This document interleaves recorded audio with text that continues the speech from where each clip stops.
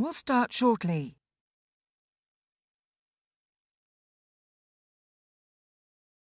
And welcome to this morning's session on last week's budget. This is the first of 3 sessions the Treasury Committee is going to be holding, scrutinising the budget. We've got a panel of economists this afternoon. We've got the Chancellor tomorrow. But this morning we've got you to give evidence. So can I start by asking you to introduce yourself, starting with yourself, Richard? I'm Richard Hughes, Chair of the Office of Budget Responsibility. David? David Miles, Head of Economic Analysis at the OBR. And Tom Josephs, I lead on the fiscal analysis at the OBR. Thank you. So, obvious first question. You're the Office for Budget Responsibility. Is this a responsible budget? Well, it was responsible in terms of the objectives that the Chancellor has set for himself, which is in 5 years' time to get debt to begin to fall as a share of GDP. However, it does that with one of the narrowest margins any Chancellor has had against his fiscal targets. It's the second narrowest margin of just £9 billion, and the smallest one was the one that was in the budget this time last year. So it's meeting the Chancellor's fiscal objective, but only just. And there are significant risks to the fiscal outlook weighing on that margin. I mean, not least ones which we think are very likely to crystallise, like fuel duty being being frozen rather than indexed. And this committee itself has said for us to sort of look through that policy assumption and provide some alternatives which assume that fuel duty is frozen. Even that, were it to happen, would cut that margin in half, down to about £4.5 billion. And then on top of that, there are both risks to the macroeconomic outlook, not least the path of productivity, but also interest rates and inflation, as well as other risks within the fiscal forecast itself from various policy assumptions on which the government is relying. And obviously there are always going to be general risks, but really what you're flagging there is the fact that the fuel duty is now assumed to have only been extended for 1 year in your numbers, because you have to take that as given, and then from the end of that period, at the end of next March, you've got fuel duty reverting to an increase. So, David, did you think this was a responsible budget? Well, I think the Chancellor faced a difficult set of choices. There were no easy answers. I mean, to try and get the stock of debt first levelling off and then falling just a little bit meant that the size of the fiscal deficit needed to come down by about 3% of GDP, and that was achieved through a combination of taxes on balance continuing to rise between now and 2028-29 by another 1% of GDP. So the overall tax burden goes up a little bit, and spending, government spending, public spending, falls by about 2% of GDP. And both those things are in a sense unwelcome. You wouldn't want to have to do that, but that's pretty much the only way that you could stop debt just carrying on going up and up. Because that's the big change over the last year, is just how much higher the interest bill is on the outstanding government debt. And Tom, I just want to specifically ask you, you'll have seen that we published as a committee a report on quantitative tightening.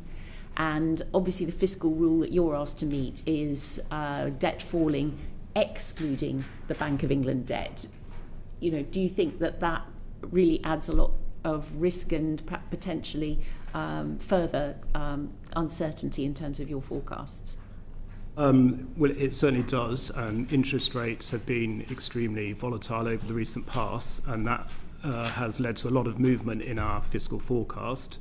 And we produced some analysis to show just how sensitive the public finances are now to interest rates. And on the APF in particular, we've produced some more sensitivity analysis on the Bank of England asset purchase facility. On the basis of the discussion we had last time we met you, which shows that on our latest estimate, the net loss from the APF would be about 100 billion over the course of its lifetime, but that is very sensitive to interest rates. We've done some sensitivity analysis that shows that if interest rates were 1% higher or lower, that would reduce or increase the losses by around 50 billion. So the public finances are certainly now are very sensitive. It's very sensitive to interest rates. Yeah. One point to add on that is that actually, as the APF unwinds, as it does in our forecast, that sensitivity to short-term interest rate movements does actually decline.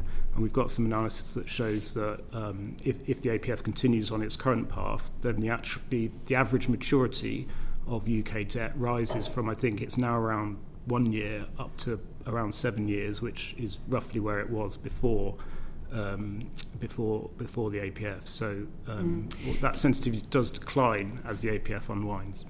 And sort of moving to the fact that the government has issued a lot of index-linked gilts over the years. Now, obviously, what happens with them is they don't pay the coupon, but they pay a bigger principal at maturity. So you get this enormous a line item. There are economists who've said that you can just kind of ignore that, and that you shouldn't really be concerned about those accruals while they're happening. You should just worry about them when they come to the end, and anyway you'll be able to refinance them. Is that a good way to? Well, I think it is things responsibly. This is a genuine cost. It is a genuine increase in the cost of index-linked gilts, and the way the accounting deals with that is to sort of show the impact on borrowing of changes in RPI up front, so that is kind of factored into the borrowing position when those changes in RPI happen, rather than sort of pushing them out into the future. Okay. Anyone else want to add anything on those points? Just one of the reasons why I think the UK has felt the fiscal pain of both high inflation and rising interest rates more than other countries has been down to the fact that we see the immediate hit from higher inflation on the index-linked portfolio, as well as the shorter average maturity of our debt, because we are so transparent about the way in which we account for those interest rate costs. I think one of the reasons why other countries have been slower to consolidate their public finances in the post-pandemic period is because they recognise fewer of those interest rate costs up front, but leave more of them down the road to have to deal with. Can I just ask also about the welfare cap? So Parliament has legislated for a welfare cap. I think you've said that the last 3 times you've looked at it, the government has missed it. Do you think it should be dropped? Do you spend a lot of time when you're going over your numbers, going over the welfare cap? Is it something that consumes a lot of your resources? Well, I mean, it's for the government to decide on what its fiscal rules are, and currently the welfare cap is part of that set of rules. It is the case that, as you say, it's been missed in the past 2 or 3 forecasts. It is also the case that the way the rule is structured means that it's only formally assessed in the first budget of a new parliament. So in between times, we are asked to monitor performance against the rule, and then the formal assessment is at that point. And it's at that point that if the cap were still being missed, the Secretary of State for the Department of Work and Pensions would need to come to the House and explain whether the government was going to take action to meet the cap, or to explain why the government is choosing not to take action. Okay, thank you very much. I was going to come to Siobhan next. Do you want a bit more time? Oh, I'm okay. Apologies for my lateness. Yeah. Do you want me to go ahead? Yeah. Living standards, or I've also got questions on the tax burden. Fire away on living standards first. Thank you. Yeah. This Parliament is on course to be the first in modern history where living standards actually fall. Each household is set to be £250 poorer at its end than it was at its start. Would I be right in thinking that this government has, as I said, the worst record on history, and that the government between 2015 and 17 has the second worst on record on living standards? What are the factors that have led to both the slow improvement and now the fall in living standards? Trying to deal with that? Yes, in terms of what's happened, it's a combination of unfortunate events, really. I mean, growth in the very recent past has been pretty close to zero, just over the last 6 months. Over a slightly longer horizon, if you go back to just before COVID, real GDP per person has fallen between then and now. I mean, that was partly not yet a full recovery from the hit of COVID. Real personal disposable income's also been hit not so much by things within the UK economy, but by big increases in imports and what they've done to consumer prices, particularly energy and gas after the Russian invasion. And alongside all that, the tax take out of GDP has been on an upward trajectory as the government tries to stop debt just carrying on going up and up and up. Now, some of that, looking forward, looks a bit more optimistic. So, for example, very recently, just in the last 6 or so months, energy prices have come down yet again. So much so, in fact, that the big hit to household standards of living from the rising gas prices in particular, but also oil prices, has more or less completely reversed itself now. And that's what's boosting real household disposable incomes right now, which are actually going up a bit, even though GDP has been flat and hasn't grown for the last 6 months. But it's that combination really of a rising share of tax coming out of GDP, very disappointing growth in GDP, not just over the period since COVID, but actually going back much further, really, to the onset of the financial crisis, 15 and a half years ago. Since then, productivity in the UK has grown dramatically slower than in the 30, 40, 50, even 100 years before that. So much so that if you asked people who made long-term predictions back just before the financial crisis, they would have said that the level of GDP in the UK right now, 15 years later, would be almost 30% higher than it actually is. So you've had 15 and a half, almost 16 years of, by the standards of the UK's history, very low productivity growth. And since that's ultimately the single most important driver of standards of living over quite long periods, it's almost impossible with productivity performance being that poor. And it's not unique to the UK. That's been true across a lot of the richer countries in the world. But it's been a bit worse in the UK than most other countries. Thank you. And if we compare the UK with Australia, Canada, France, Germany and the Netherlands, typical households in the UK are £8,300 worse off, which is, it always seems extraordinary to think that.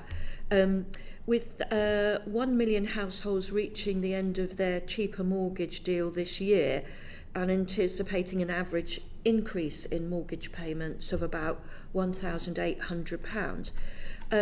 What impact will this have? I'm sorry, I'm confusing I thought I don't understand my own question. I was looking for an international comparator. So if in those countries people are £8,300 on average better off, what are those countries getting right that we are not getting right?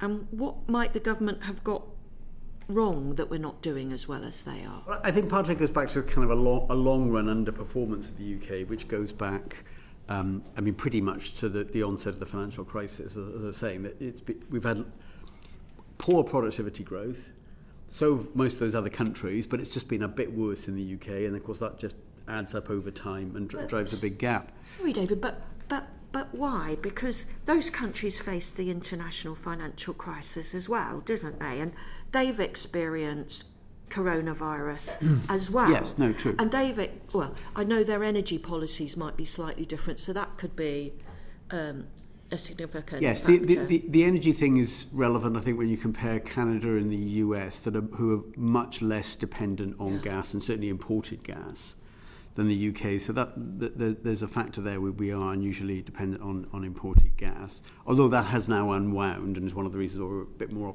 optimistic looking forward.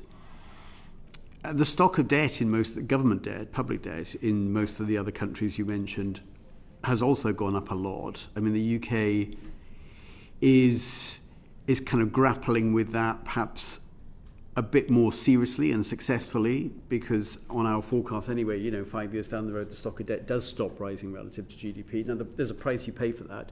Part of the price is that the tax take out of GDP has gone up in the UK, and I think it's done that to a lesser extent in those other countries. The question, though, I mean, I think the big fundamental question when you look at the longer time horizon is the one you raised. Why has productivity growth in the UK been so poor, absolutely, but also relative to most of those other countries? I think if there was an easy answer to that, we might have done something about it and stopped the rot to some extent. And it's quite difficult actually to work out quite why it's been so bad for so long.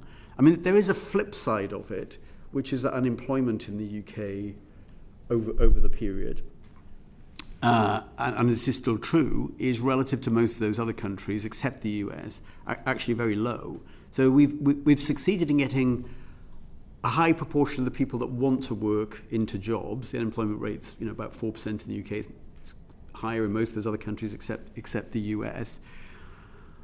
That at least is some offset to the poor overall growth, in that we don't simultaneously have poor overall growth and a very high unemployment rate, so that the burden, if you like, of the poor economic performance would fall very heavily on those who are unemployed. I mean, we don't have that problem, at least. Yeah, it would be pretty dreadful if we're still performing that badly in comparison to those other countries, and we haven't got low unemployment. I mean, indeed, yes, yeah, yes. I agree.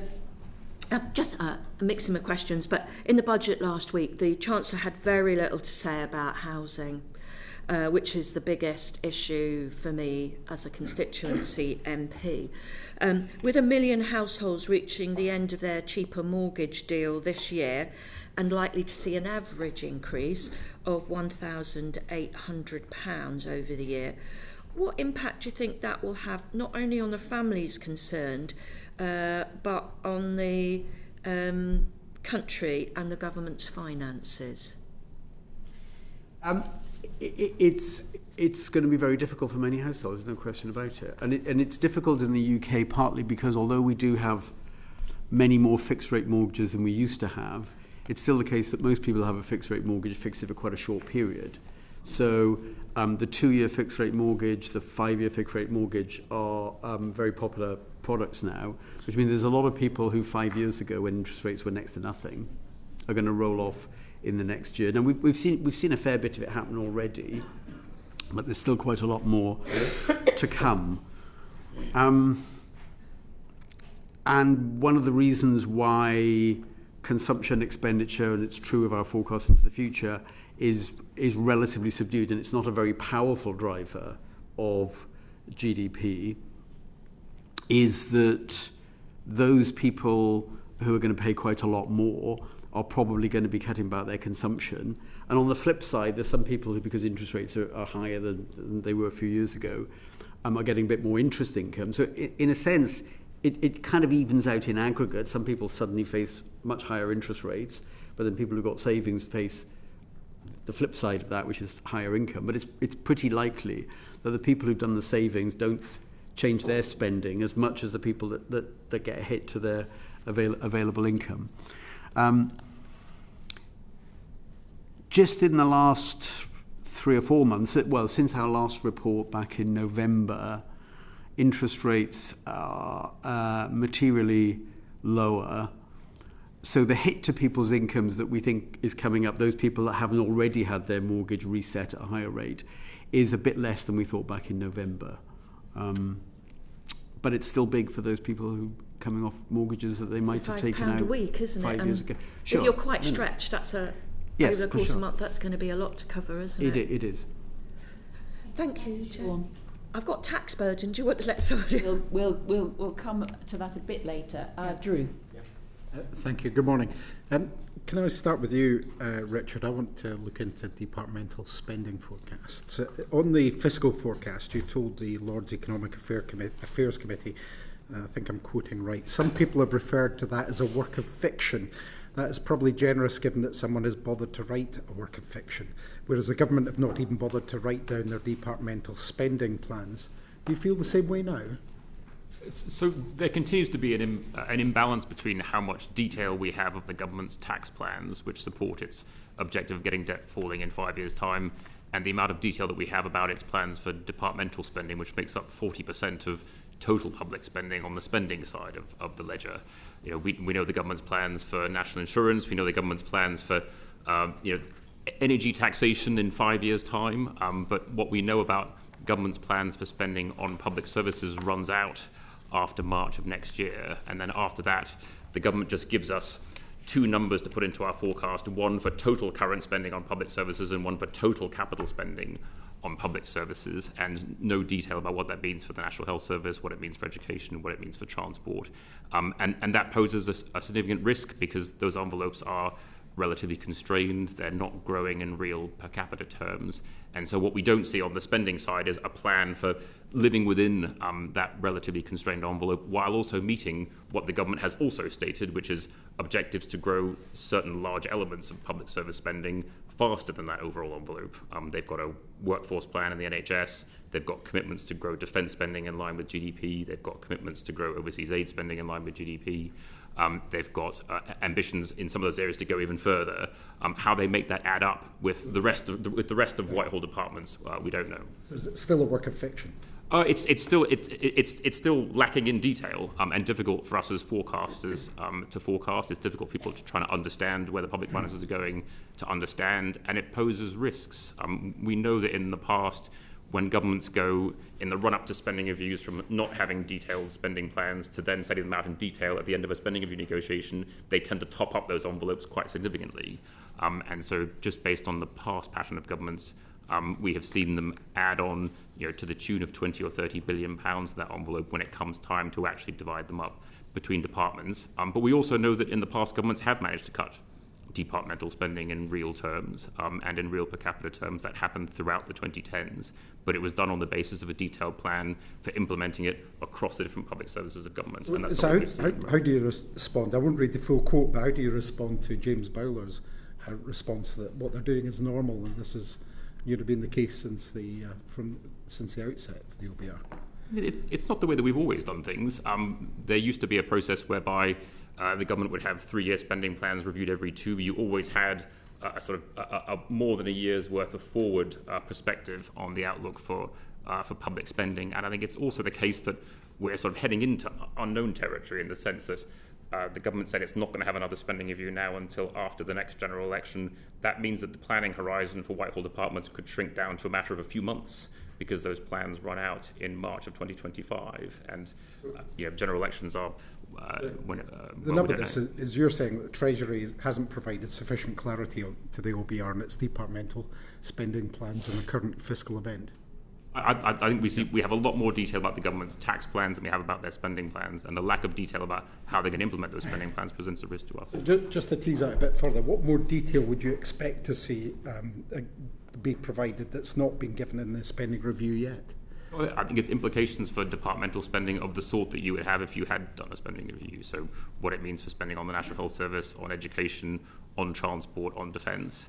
What we see in that area are ambitions that the government wants to achieve, either in terms of workforce numbers or in terms of levels of spend as a share of GDP. What we don't see is what are the implications of achieving those ambitions within the envelope that you've set for yourselves for all the other departments in Whitehall. We have to do our own sort of internal ready reckoning within the OBR to figure out what that implies. Is this insufficient detail that you've got undermine your analysis of the fiscal forecast? I think it poses a risk to that forecast, and history shows that those risks can crystallise to the tune of tens of billions of pounds.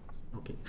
The economic and fiscal outlook states that, and if I quote, in the run-up to the 2 spending reviews in November 2015 and October 21, governments topped up the resources of departmental expenditure limit envelope by an average of £39 billion and £32 billion per year, respectively.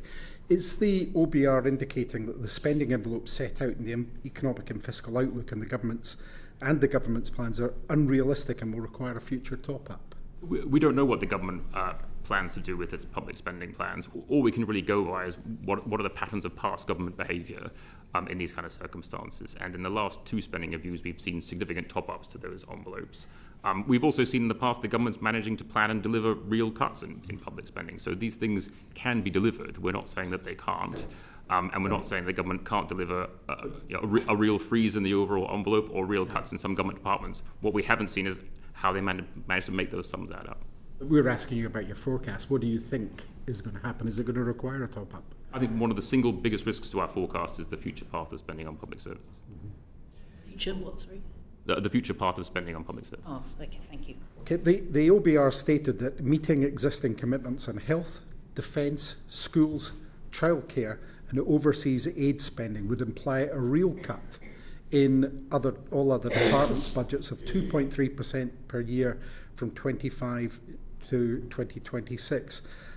How feasible or realistic would such cuts be given the current pressure on public services? So, for example, what does that mean for council budgets? So I think it makes it more of a challenge that these are the departments that have seen real cuts in their budgets in the recent past. But we also know that where government wills the means to those ends to reduce real spending in real terms in those departments, they do manage to deliver it. But it is putting pressure on a set of services which have already been subject to real cuts in the recent past, and where there are indicators that services are struggling. But that's not to say that these cuts can't be delivered further. What we don't know is what the plan is. What would be the impact? That's what I'm asking you. I think if productivity could not be improved significantly in those areas, the impact would be that the real value of services would go down, and the quality of services would also diminish. So I'm looking for some words that convey the impact of what that would happen, not just that the quality would go down. What would be the impact of that happening? We've talked about previously about the fact that productivity just hasn't moved, and it's not particularly likely to. So what is the real-term impact going to be like on public services in those categories? Again, it's hard for us to speculate because we haven't seen what the government's actual plans are. You're in the business of forecasting. You must have an idea of how that's going to look. There will be consequences for those services. What we don't know from the government is what its plans are for those services. Are the consequences likely to be pretty dire? The consequences will depend on whether the government can realise its plans to boost productivity in those sorts of areas. You can deliver big improvements in productivity in certain public services. We have seen that in the past. I'm sorry to push you on this, but your job is looking at likelihoods. Yes, so that's the whole point of what you do. What is the likelihood of those productivity gains negating the impact that would be pretty dire on these services? I think because we don't know what the government's plans are for individual services, I can't speculate on what the implications of real spending cuts in those areas might be. It would be if we'd had those plans from government, we could provide you with more concrete answers. But let me try a different tack with you, and feel free, Tom and David, to chime in if you feel you can add anything to this. In the budget, the government announced an additional £2.5 billion for day-to-day funding for the NHS in England in 24-25, projecting funding levels in real terms to continue to improve performance and reduce waiting times. Is this additional funding, is this real additional funding? And if so, why is it described in the economic and fiscal outlook as fiscally neutral? Well, that is an allocation to the Department for Health for next year, which the Treasury has taken out of the reserve that they hold against total public spending and pre-allocated it to the NHS. Where's that made clear in the documents that it's coming out of reserves? I'm not sure if it's in the Treasury document, but I think it's explained, I think, in our document that it's fiscally neutral for that reason. Right. So and that's coming out of reserves then. So if it is described as additional funding, it's not really additional funding. It's actually coming from reserves. Well, it's funding that's coming out of the reserve and being given to the Department of Health, so it's additional to the Department of Health's allocated budget. Okay, final question then. The economic and fiscal outlook assumes that the net migration of 350,000 people across the forecasting period delivers a net reduction in borrowing of £7.4 billion by 28-29, taking account of lower spending on debt interest as well. How are increases in net migration likely to affect the fiscal deficit and the quality of public services in the medium to long term? I think the long-term implications are almost certainly less favourable than just focusing on the narrow fiscal implications, almost certainly less favourable than the short run. And that's because when people arrive in the UK, they're usually of what you might call typical working age or prime working age, and they've got some years in the labour force. And they're disproportionately of working age relative to the population in general. So that's one purely fiscal plus, because Many of them will end up paying tax. And most people are not eligible for welfare payments for several years, probably about 5 years or so. So, and if the government doesn't change its overall plan on the level of public spending, even though net migration may be much higher than people had thought, you're not spending any more money. Of course, you're squeezing the same amount of money across a larger population. So it's not that it doesn't have economic effects, but purely fiscally, if you don't change how much you're going to spend, then you're not spending more on welfare, you're not spending more on public services, you're getting some tax revenue in. So for some years, maybe for quite a few years, it's at least fiscally beneficial. But that begins to unwind the longer people stay, because then they become eligible for welfare payments. Some proportion of those people will get to a point where they're no longer working. If they're young when they arrive, they may have kids. And so the favourable fiscal balance is at its greatest in the first 5 years or so, maybe a bit longer than that, after people arrive. And of course, that's what we focus on in this report. The other big report we do, usually in the summer, is a fiscal sustainability report, which looks at a much longer horizon. Yeah. So I think the purely fiscal benefit is probably significant for the horizon we look at, but it turns around, almost certainly turns around at some point further ahead. Thank you. And just very quickly on this point about public service productivity, has public service productivity returned to the levels that it was at before the pandemic yet? Not yet. It's still several percentage And if points it below. were to, what would that represent in terms of the fiscal outlook? It would be several tens of billions of pounds. Right. Okay. Angela. Thanks very much. How would you summarise the underlying state of UK growth, given that we're currently in a two-quarter recession? So I think just to reiterate the points that David's made, is we've seen disappointing growth performance really since the financial crisis, and in particular disappointing growth in productivity. Much of what has driven growth in sort of headline growth in the UK in the recent past has been getting more people into the workforce, which is good for in terms of people earning an income and good for the overall headline growth rate. But doesn't necessarily help to boost productivity. More recently, what we've seen is some of the growth we've seen has been driven by high levels of net migration, which boosts our labour force by bringing in people from outside. I think worryingly, what we've seen more recently has been a reversal in that trend of a rising participation rate, and actually since the pandemic that's starting to fall away again, and so rising levels of inactivity, and a falling participation rate. And so in that sense, that is a worrying trend which we had hoped was turning around in our last forecast and heading back toward its sort of pre-pandemic levels. But in more recent data, including in today's data, from the ONS's labour market report, it looks as though persistently high levels of inactivity seem to be a feature of the post-pandemic environment, and one which is worrying from the point of view of human welfare as well as from the point of view of fiscal sustainability. Do you think that might be something to do with the long waiting lists in the health service for people of working age who may have conditions that need treating?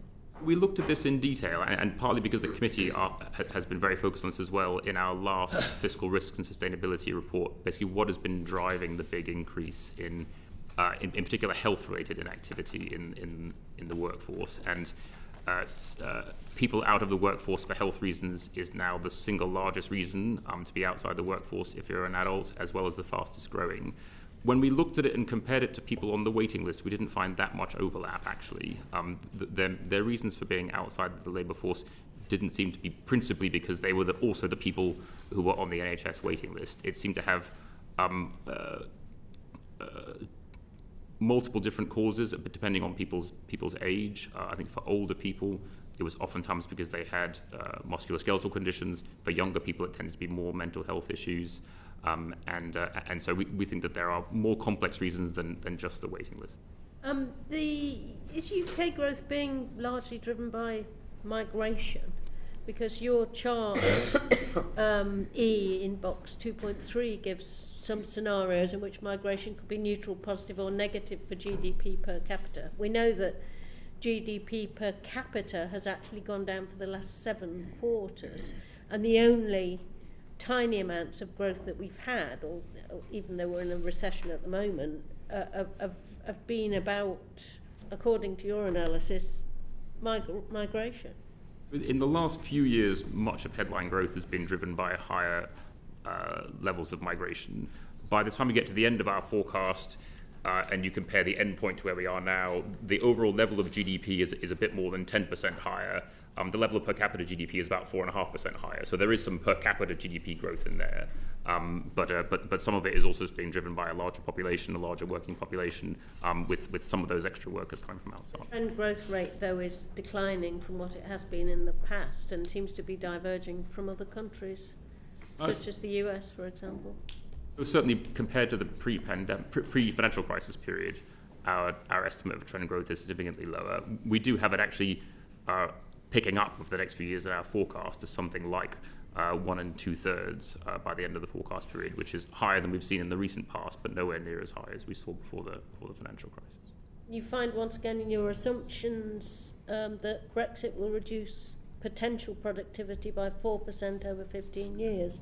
And you say that's broadly on track. So the uncertainty or the damage around Brexit is costing 4% over 15 years.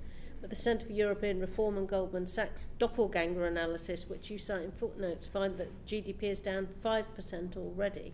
So do you think that not only has Brexit caused this loss, but actually the risks might be on the downside? I think there continue to be risks, I'd say, on both sides of our estimate. I think it still remains pretty much in the centre of where the macroeconomic community comes down when looking at the impact of Brexit. Certainly our overall trade performance has been more disappointing than the rest of the G7. Sort of trade as a share of GDP has bounced back less after the pandemic in the UK than you've seen in other countries. But I think I'd describe that as broadly on track with our assessment of what we think is going to be the medium-term effect of having left the EU on our overall trade performance. And within that, I think there has been some disappointing news as well as some encouraging news. I think disappointing news on goods trade, which is performing significantly worse than the rest of the G7, and probably worse than we would have initially have expected.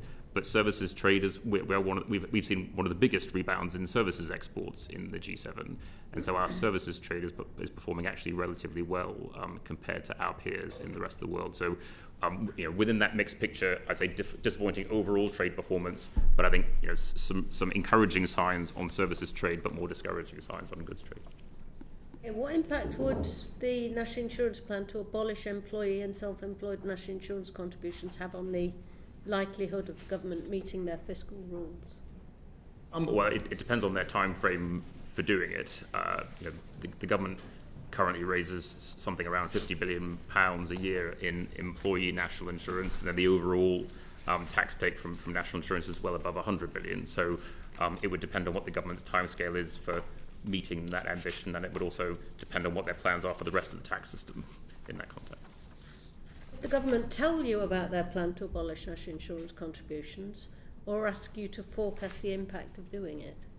If they had done, you'd have seen it in our So it came as much of a surprise to you as it did to the rest of us that the plan is actually to abolish national insurance contributions completely. It was not a measure given to us to cost in our EFA. Very interesting, thank you. Thanks, Angela. Keir. Thank you. Just turning to the subject of inflation, Mr. Hughes, are there particular measures announced in this budget that you feel are either explicitly inflationary or deflationary? David may want to say more, but the overall policy package in this budget had very little impact on inflation. The single measure that had the largest impact was the freeze in fuel duty, because our forecast assumed it was going to be indexed. That goes into the inflation basket and would have otherwise pushed up CPI inflation a bit this year. But when I say a bit, I mean by small tenths of a percentage point. The other elements of the package have a very small impact on the overall headline inflation number. Partly because they're relatively modest in size, partly also because we've got a negative output gap opening up over the next few years, so a bit of slack in the economy. And so to the extent that there's a small fiscal loosening in this budget in the near term, that is providing a stimulus during a period where we see a bit of slack demand in the economy.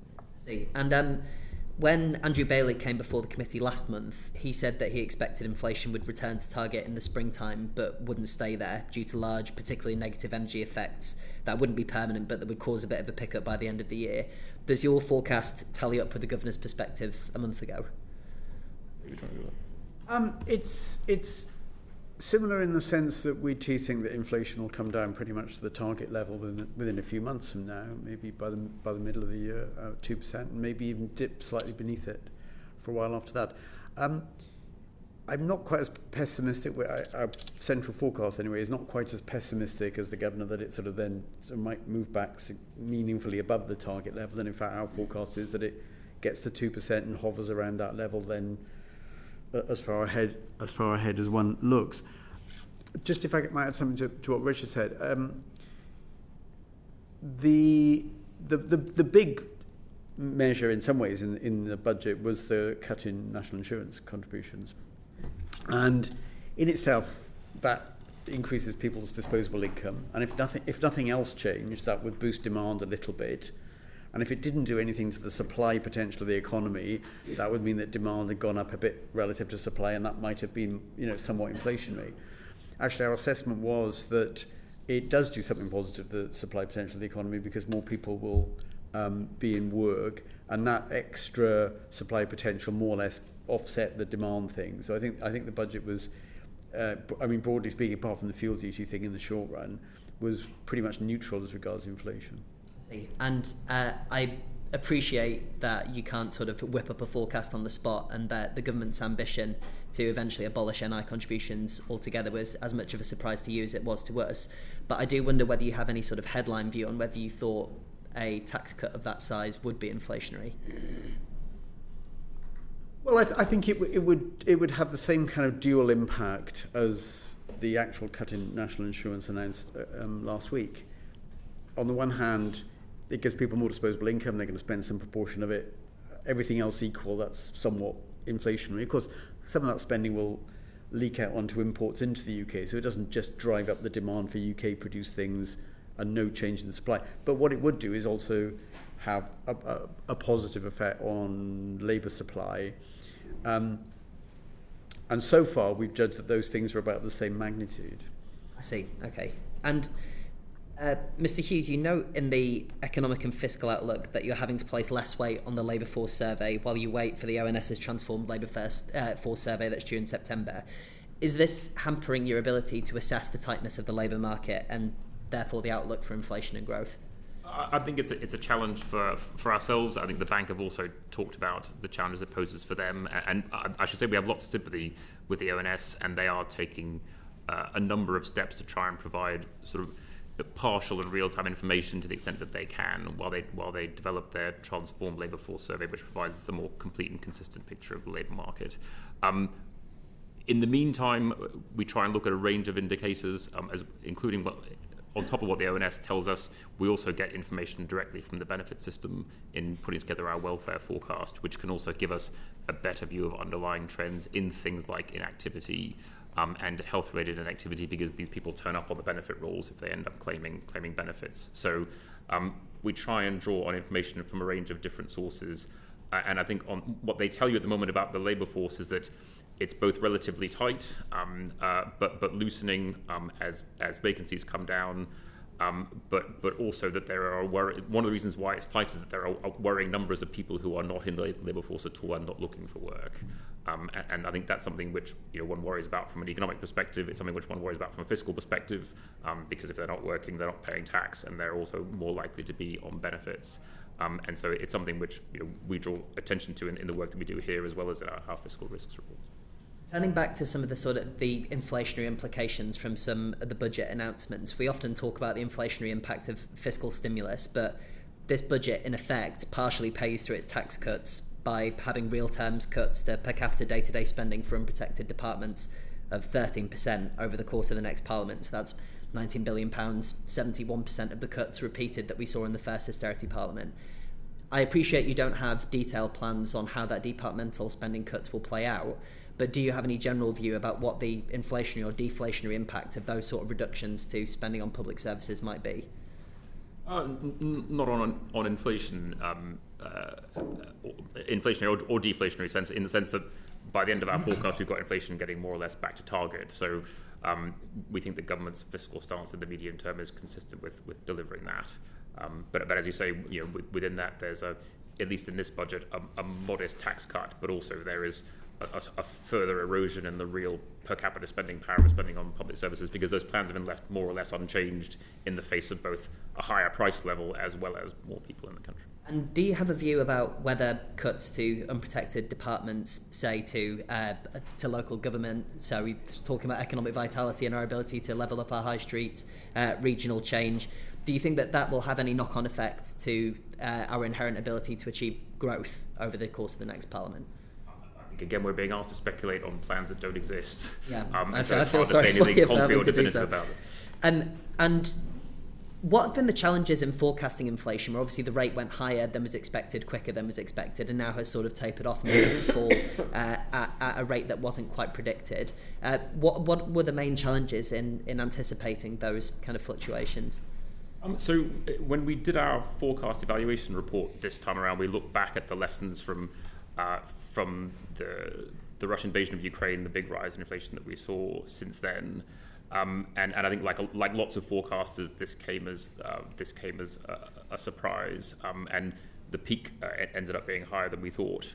I think so. The lessons that we learned are on the one hand that in order to understand energy price shocks, you have to kind of look back at history and see what they've done to the UK and other economies in times like the 1970s. I think you've also got to adjust for the fact that our economy doesn't look as changed since then. It is less energy intensive in terms of production, but it's really no less energy intensive in terms of consumption. So its impact on households is still quite significant.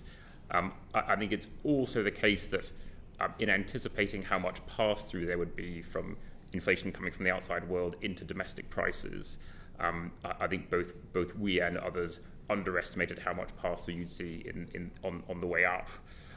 But also, we've adjusted how much then pass-through you get when prices come down through to things like wages. And so we've made some adjustments on the way up, but also some adjustments on the way down in terms of as imported inflation comes off, the speed with which that then reduces inflationary pressures within the domestic economy. David, I don't know whether you want to add anything to that.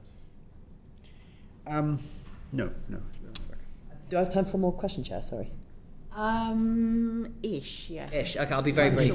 Yeah. Just very finally, when the Governor talked about the particularly negative energy effects, could you sort of outline what they were and why you think they don't have an inflationary impact in the way that the Governor proposes they will?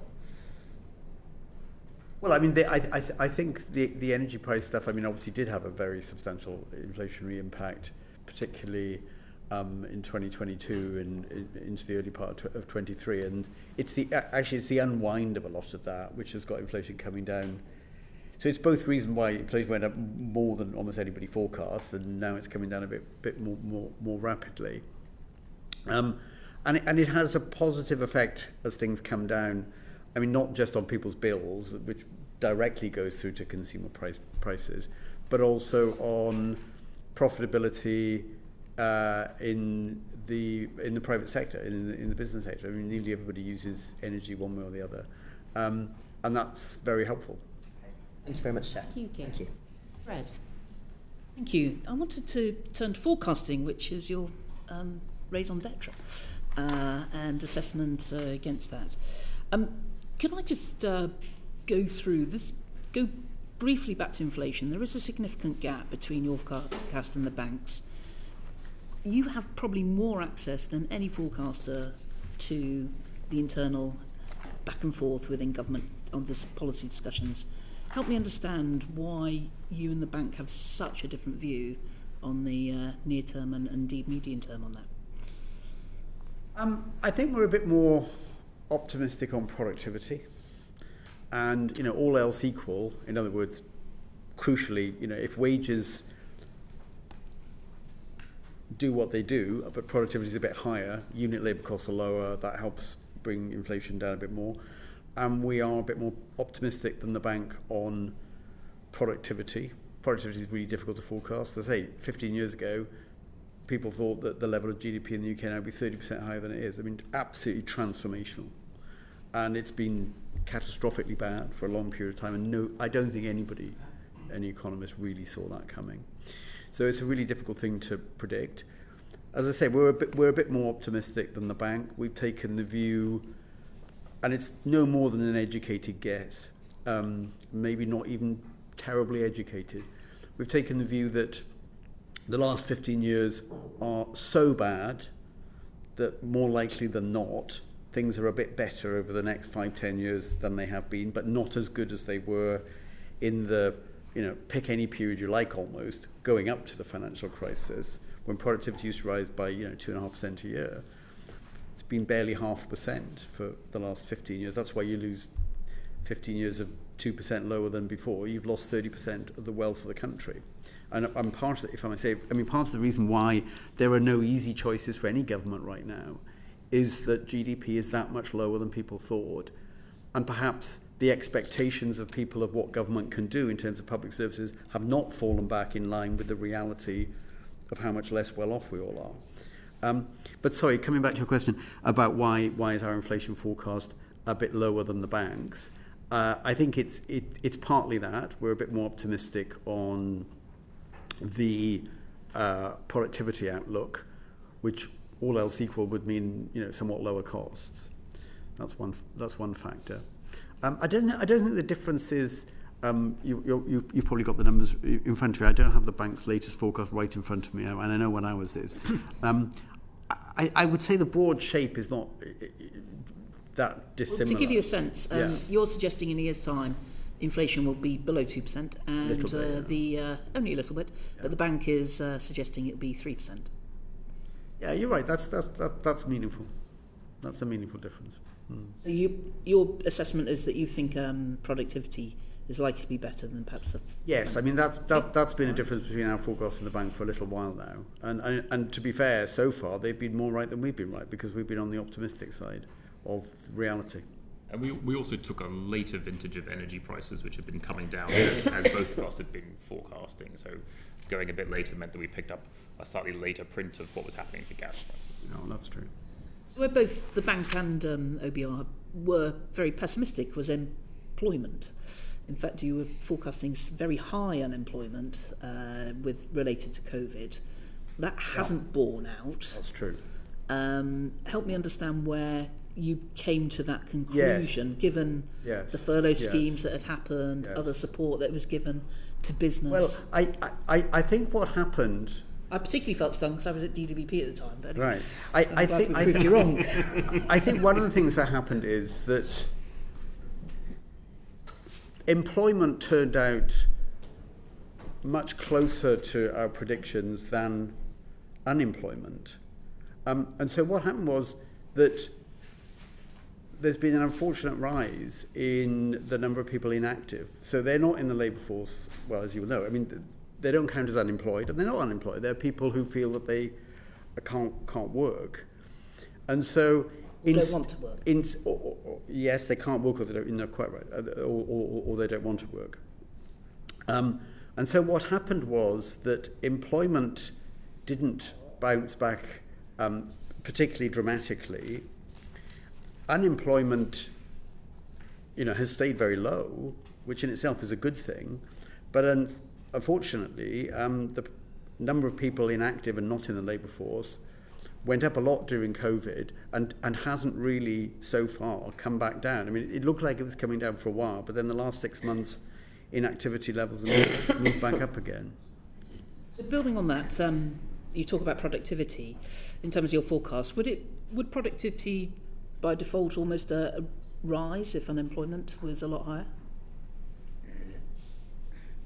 Do you take that sort of economic it would be a painful way of getting higher productivity. I agree with that, but well, yes. If just I guess arithmetically, if it were the case that a high proportion of people who became unemployed were relatively low paid, then arithmetically productivity would have gone up, but not in a good way. Can I just come back? One of the reasons I think the OBR we've been slightly more optimistic than the bank on productivity. And I think it does come back to the story about why the last 15 years have been so disappointing. The UK's manufacturing sector as we all know, has shrunk to a really pretty small level. I mean, it's kind of like 10% of GDP now is in the manufacturing sector. And historically, productivity in manufacturing and making physical things has tended to be considerably higher than in services.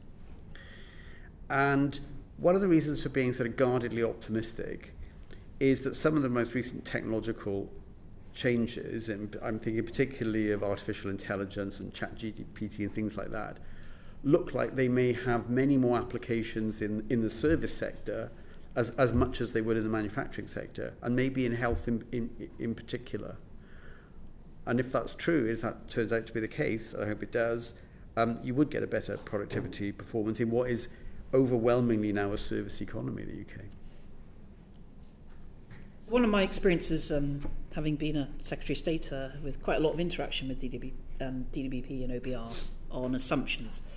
Again, help me understand a bit more about some of the other forecasts that have been made. And we saw a lot higher migration than actually OBR, I think, had forecasted economically. And yet there is suggestions that you have quite a blunt way of allocating growth per person migrating. What lessons are you learning from what has actually happened? I mean, you're right. The level of migration in the last couple of years has been, dramatically higher than we'd thought likely. And maybe we got a sort of leading indicator of that when we got, with a lag, data on how many visas have been granted. I mean, as you will know probably better than I, there's a big difference between just knowing the number of visas that have been granted and the number of people that are actually going to turn up. And universities are always being surprised by the difference between the number of offers you make, and people look like they've accepted them, and then how many do you actually get in September? And sometimes it's more than you thought, sometimes it's a lot less. And this time around, it's been just even more people have turned up than you might have surmised just looking at the number of visas that were granted. It's very difficult to predict.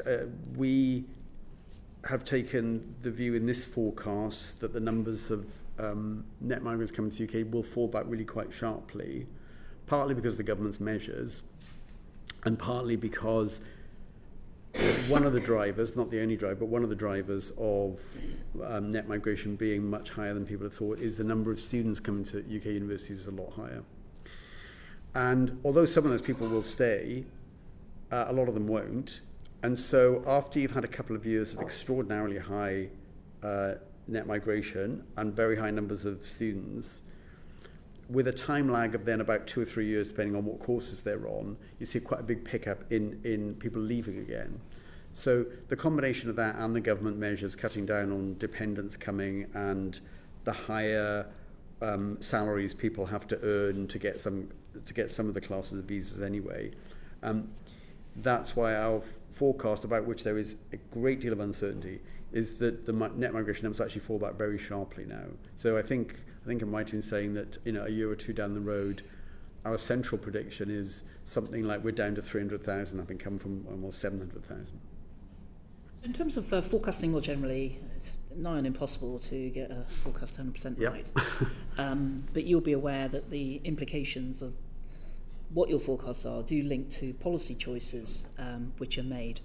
You did an internal, I think, review, a working paper, which suggested that you're slightly less accurate than those of external forecasters, but tend to be over-optimistic, but less so than Treasury used to be.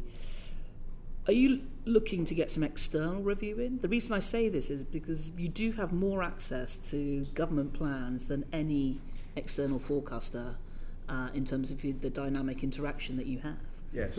So we do. As you say, we did every year we do a forecast evaluation report, which looks back at our forecasting record for the last 2 years, and through that, we look at where we got things right, we look at where we got things wrong, we look at lessons learned. We did produce about a year and a half ago a report looking back at our forecasting record since 2010. And what it showed is that our forecasting record compares reasonably well to those of other independent forecasters in the UK. It shows that we're better than a lot of official forecasters elsewhere in Europe, and that we have a better forecasting record than the Treasury. So we do, we do quite a lot of self-evaluation of our forecasting record, as well as every 5 years we have a statutory external review that is required in legislation. When's the next one due? Next one is due in 2025. So our non-executives are in the process of looking for a candidate to conduct that review. We had one produced by an external head of another fiscal watchdog, the one for Canada. We had one that was done in 2015. We had one done by the OECD in 2020, and our board is currently looking for somebody to do the review for 2025. So we do have a sort of built-in statutory review mechanism. Building on that, you tend to be quite way out in the short term and then perhaps a bit more optimistic in the longer term. But you can keep adjusting that. So it's useful to hear that the external review will be coming in next year. But in terms of more generally, the OBR is accused of being cautious in assessing dynamic tax changes. And tell me why you think the national insurance, for example, cut will lead to an increase in the market growing of people coming to work.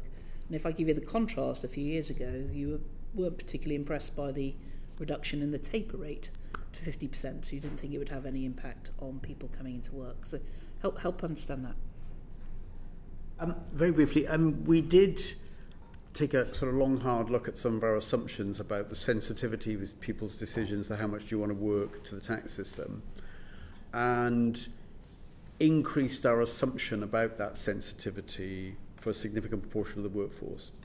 So that was one reason why, when we then came to look at, both back in November and last week, the cut to national insurance rates, we got a bigger impact than would have been the case if you go back a few years on the older assumptions about how sensitive people are to how much do I want to work given changes in take-home real pay. And the reason why we had a really quite substantial number for the national insurance thing was that, plus the fact that it affects pretty much everybody who's working. So there's something, close to 30 million people who've had a non-trivial cut now, two lots of 2%, in the tax they pay. So it affects such a large proportion of the workforce, pretty much everybody who's working, with a slightly higher sensitivity on labour supply than we had assumed in the past, and that gave us quite a big effect then on the labour supply. Yeah, I better hold off there. Yeah. I might come back think with we a few could more go on for questions some later. time on this Yeah. trade. Stephen. Thank you. Can I ask a few questions about productivity and then some about tax-free shopping, please? Professor Miles, a moment ago you said in the early part of this century productivity growth was about 2.5%. 2.5%, yeah. Can you say, am I right in recollecting that in the latter part, say from 92 to 98, business investment rose fairly substantially in the UK, and therefore that might be one of the reasons why you saw that sort of productivity growth? Yes, that seems very plausible, and investment in the UK has been, by historical standards, by historical standards of the UK's own past and relative to other countries, overall investment has been pretty low, actually, for much of the last couple of decades, probably. And so, leading on from that, I also remember if you looked at the analysis of that 2.5% number, if you split it out, actually public sector productivity was falling in that period of time, or growth in public sector productivity was falling, and actually it was the private sector productivity that was driving that 2.5% number. Would that be right as well? That sounds right. And there's a reason why historically probably productivity in the public sector has been a bit lower, because it's nearly all services in the public sector, which typically has been So lower. the number of people employed in it expanded dramatically, and yet outputs didn't. Yes, I mean that's why it looks. It's another possible explanation for the same absolutely. thing. I mean that's in a nutshell what happened. Yeah. A moment ago, Mr. Hughes, you said we have seen instances where public sector productivity plans have worked, i.e. growth. Could you just outline to the committee one or two of those so that we've got a clear idea about when that was? So in the period leading up to the pandemic, you did see real growth in productivity in the public sector, and I think that was partly keeping the same output while reducing inputs, as well as getting better outputs for the inputs going in. I think measuring productivity in the public sector is very difficult because there are not prices on a lot of these services, and you also have to adjust for the fact that for a number of services, it is getting more difficult to provide, to get the same outcome, because we have an aging society, we have people with more complex illnesses, and therefore sort of making or keeping them healthy becomes more of a challenge for the same amount of input going in. So more recently, what the ONS has been doing with some success is trying to do sort of quality adjusted measures of productivity, which account for the fact that you have more complex cases presenting themselves, more older people presenting themselves to the health service, and being harder to make well for long periods. But even making those adjustments, there have been periods where you've seen improvements in public sector productivity. And then I think you've also, just anecdotally, which a lot of people talk about, you've seen cases where you've seen big turnarounds in the public sector, the passport office being sort of the most famous. Professor Miles, in one of your answers to Dr. Coffey, you said, I think you talked about the boost to productivity from technology. Yeah. Have you ever worked out as a factor how big or small that is in productivity growth? Well, I mean, in some sense, over the very long term, I mean, going back over centuries, technological progress has been the driver of us being so much more productive. You just work out better ways of doing things and growing crops. I was thinking particularly, I mean, because you made the point about AI in manufacturing and now in services. Yes. Really what I'm leading to for both Mr. Hughes and yourself is on the basis of what the government set out last week, and given what you said about technology and how resistant the NHS in certain areas has been to the introduction of technology, if you have a productivity-based plan based on raising the technological standards, improving some of the throughput by new methods, do you think that what sort of levels of productivity gain out of that plan should we be looking for? I mean, I have to say, I'm no expert in the provision of medical services and the use of technology, but I mean, one of the things that AI is very good at, just as an example, really, is recognition of patterns. And so, when people get medical tests and particular scans, and people are worried about whether they've got cancer, actually AI potentially can handle a very large number of scans and interpret the results. You don't need to wait for the consultant and the expert. That's right. Radiology against cancer treatment, etc. Exactly. So I guess what I'm trying to get to is that you think this is a plan that has a fair degree of possibility of success in terms of raising productivity in the health service. There's potential there. We weren't asked to look at these plans in any great detail, so it's difficult for us to provide our own internal assessment. We know as much about them as you do. Can I ask 4 quick questions about tax-free shopping, please? Has the OBR ever made an assessment of the cost-benefit of extending tax-free shopping to EU visitors, or assessed the Treasury's forecast for that element? So, no, we haven't. What we did in this EFO was review the costing that was made back in 2020 of the government's decision to abolish VAT-free shopping for non-EU visitors only. So we've not looked at anything more widely. I guess my point to you, Mr. Josephs, would be therefore, is it reasonable to extrapolate from 2020 data about what it might be in stopping tax-free shopping to non-EU visitors to what it might be in 2024 to extending it to EU visitors? Well, I say that. So we have not looked at that wider potential policy because it's never been confirmed government policy, and so we are under our remit not permitted to look at that policy.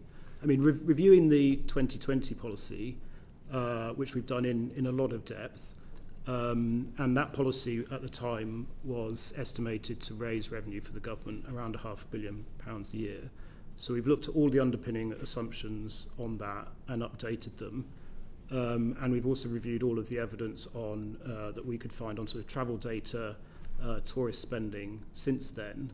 And there's nothing in that review to suggest that the original costing was not central and reasonable. No, but I guess my point is that the government is saying, or HMT is saying, that they're basing the forecasts for EU visitor behaviour on your forecast and your analysis of non-EU visitor behaviour. And what I'm suggesting to you is that Because I'm not suggesting those forecasts were wrong in any way, but what I am suggesting is that it is clearly wrong. It is clearly difficult, because they're two very different markets, potentially to extrapolate what you've said about one thing into that other visitor because of behavioural differences. The very, very different type of person they are in terms of likely to be forward spending. Well, so, I mean, as part of reviewing the 2020 costing, we did look at trends both in EU and non-EU visitors. And again, you know, there is nothing in that data that we could see that would suggest that original costing needed a material adjustment. No, I'm accepting that entirely, but what I'm suggesting is that costing, not only if it was right, because the very different type of market that you're actually then trying to apply that analysis to is a very difficult thing to do. I mean, it's actually the case, I think, that most of the data suggests that it is non-EU visitors who would tend globally to use these sort of schemes. But as I say, we've not looked at the wider costings, so I can't see. Because I think, based on your assumptions, the original analysis from HMT back in 2020 was that there'll be no fall in spending from ending tax-free shopping, and yet I think what you've seen in one of your later analysis or assessments was that 2 months after that decision was made, and in the period thereafter, you've seen a fall of somewhere between 20 and 24% of shopping from that group. Is that a number you recognise? I'm not sure exactly what that number is. So what we looked at is the impact of that measure on the number of people who may be deterred from coming to the UK, non-EU people who may be deterred from coming to the UK because they're no longer able to get those VAT refunds. And all the analysis there suggests to us that the original estimate we made, although it's clearly very uncertain, of around 30,000 people being deterred, still looks reasonable, and there's nothing in the data on number of visitors since the policy which would lead us to think that was completely way off. We have made some adjustments in terms of the impact of the fact that those people are not coming on their wider tourist spending, and we factored that into the costing, which was not in the original costing. So that's a wider loss of tax revenue from the fact that that set of people don't come to the UK and spend more broadly on their holiday. But that loss of revenue is actually relatively small and doesn't really change the overall yield that's generated from the measure. We also. What do you mean? Sorry, can I ask what you mean by relatively small? I think that it's around 500 million, wasn't it? The number I'd seen. Was that 500 million was the overall revenue generated by the abolition of VAT-free shopping. There is, within that, there is an offset from the fact that some visitors are deterred from coming to the UK and spending more widely. And I think that is around 10 to 15 million, so it's not huge relative to the overall yield from the measure. We also... Just one last question, because I think we could probably talk on this for a lot longer. Do you think it's now time, would it be sensible for the HMT to commission you to do a revision or a full review of your, notwithstanding you think the numbers are still broadly correct, but in terms of proportions, to do a full review of the forecasting in this area? Well, I mean, that's a decision for the Treasury, but as I say, we can't cost policies that are not announced government policy. And that wider policy has never been announced government policy. Thank you. Thank you. And just so that I understand, so what you've published on page 71 onwards of your economic and financial outlook, that is the piece of work that the Chancellor commissioned on tax-free shopping done, as far as you're concerned? In 2020, though. So we have published that material in the report. We've also actually published a longer note, which we released yesterday, and that is the totality of the work that we are doing. Which is work we actually decided to do ourselves. We decided ourselves to review that costing on the basis of the fact that we recognise it's an uncertain one. and you're not doing any further work on this topic. So that concludes the work the Chancellor asked you to do on this subject. Thank you. I think this is probably the most rigorous recosting of any policy measure we've ever done. So. Annie. Great. A question or two on non-DOMs, please, and then I'm going to talk about the higher income child benefit charge, and then last question on forecasting. Who would like to talk about non-DOMs? Great. Tom, thanks. So it does seem much simpler and fairer to base taxation on residency. But I understand your assessment is that there's, well, I think you say, very high uncertainty of being able to accurately evaluate the effects on revenue from this change. I'd just like to understand a bit more about the uncertainty there. And one specific question, I don't know if you saw the tweet from Gemma Tetlow at the Institute for Government asking the Treasury to explain how they're estimating the likely revenue when they say that they evaluate the tax base of foreign income and gains from HMRC administrative data, when by definition non-DOMs are not captured in HMRC. I mean, can you help us on that one? But more generally, what are your concerns about the unpredictability of the reform? Yeah, sure. So I think there are three main uncertainties, which all relate to the amount of revenue that will be received from those individuals who are now no longer eligible for the sort of 4-year exemption period. I mean, the first uncertainty is, which relates to Gemma's point, around the amount of overseas income and gains that those people have. There is a certain amount of information on that that HMRC have, not only from their own UK sources, but also from agreements they have with other jurisdictions around sharing information. But it is clearly an area of uncertainty.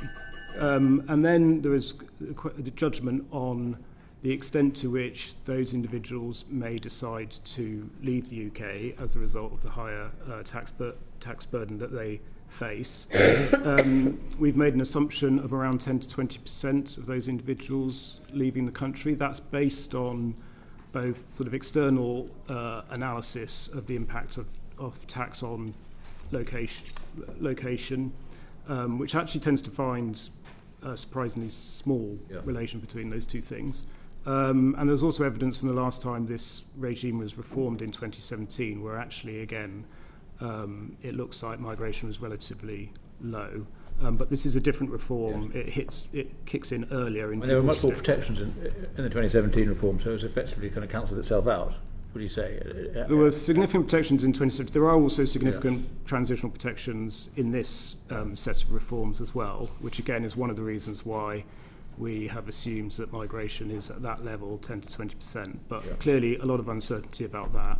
And then the final uncertainty is around the degree to which those people will undertake tax planning to essentially reduce their liabilities. Again, looking at 2017, it seems like the evidence is that took place less than was expected. We have an assumption of around 30% lower yield as a result of that. Okay, so rich people are not quite as mobile as some people have predicted, and that seems plausible on the basis of previous experience. I mean, the other factor, which I don't know, maybe it's contained within your 10 to 20% estimate, is the future effect on people who might come to be resident or domiciled resident in the UK. Mm-hmm. Have you tried to calculate, as it were, the dynamic future effects of the policy? Well, so the four-year regime in the new setup is actually more generous than under the previous regime. So, potentially there is some at risk that more people might be incentivised to come to the UK to take advantage of that, and that would actually, increase yield from their earnings while in the UK. We didn't make an adjustment for that on the basis of, again, this evidence that suggests that tax is not a huge driver of location decisions, but also due to the fact that period is 4 years, whereas previously there was a kind of less generous regime, but it lasted for longer, and so those two factors might broadly balance out. And lastly, quickly on this, what about the consultation on inheritance tax and the implications for that? Have you got any advice for government? Well, we haven't looked at that at all, actually, because as you say, the government's still consulting on that, and so we don't have any. Will you be involved in that consultation? Well, not in the consultation, but once the government decides what it wants to do, then we would assess and cost the impact of that. I see. Okay. Thank you very much. Okay, child benefit charge. Also for you, Tom. Very welcome in my view that we've raised the threshold. Again, in terms of forecasting and estimating effect, can you give us a sense of why you think there'll be a 10,000 person or full-time equivalent in addition to the labour force from this change? Sure. I mean, David might want to say a bit more about the labour market response.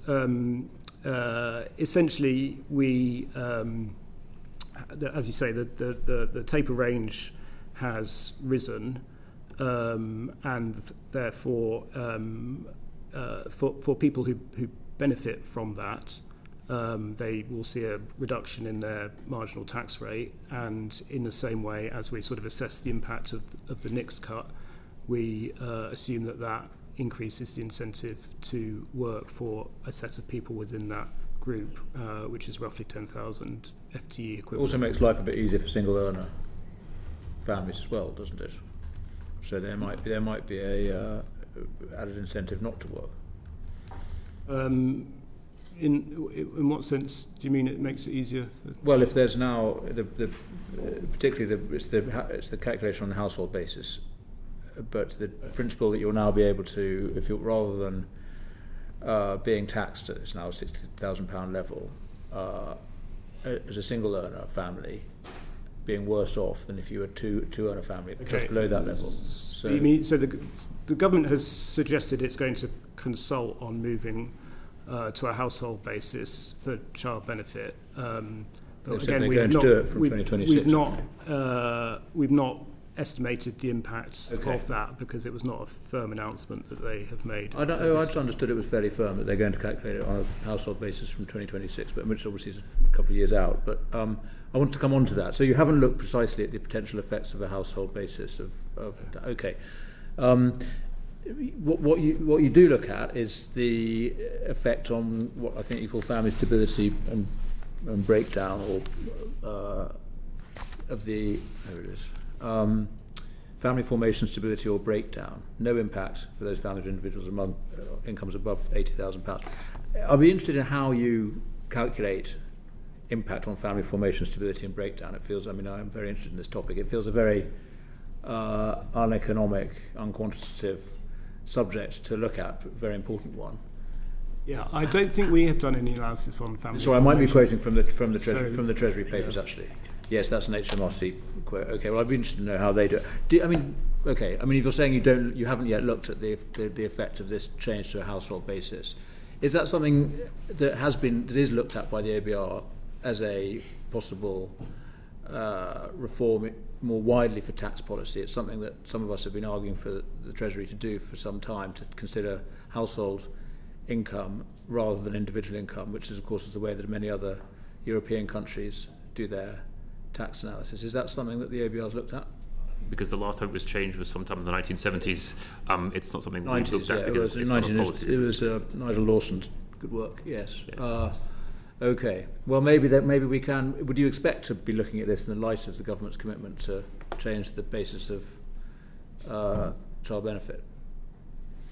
Well, I think what we would be interested in would be the sort of fiscal consequences of making that change, and potentially the impact on labour supply primarily.